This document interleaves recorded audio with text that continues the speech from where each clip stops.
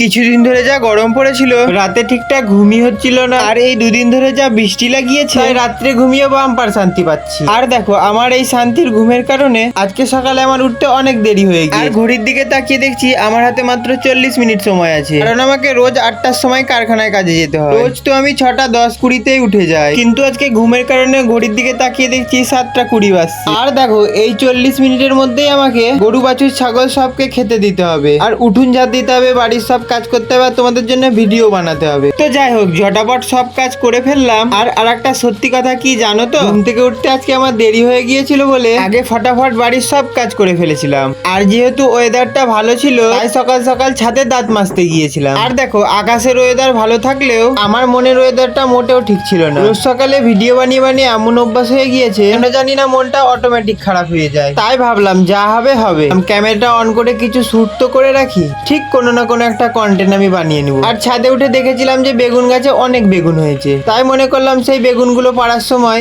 একটু ভিডিও করে ফেলি। কিন্তু বলে না, দিন খারাপ গেলে কিছুই যেন খারাপ হয়ে যায়। দেখো, আমি যে বেগুনগুলো পেরে নিয়ে আসলাম, সেগুলো বৃষ্টির কারণে সব পোকা লেগে গিয়েছে। গুনে বেছে প্রায় 2-1টা বেশি ভালো ছিল, তাই মা বললো যে কটা ভালো আছে সেগুলো দিয়ে নাই তোকে কটা বেগনি করে দেবো। আর হ্যাঁ, আজকের মতো এইটুকু। ভিডিওটা কেমন লাগলো কমেন্ট করে অবশ্যই জানিও। তো দেখা হচ্ছে নেক্সট ভিডিওতে।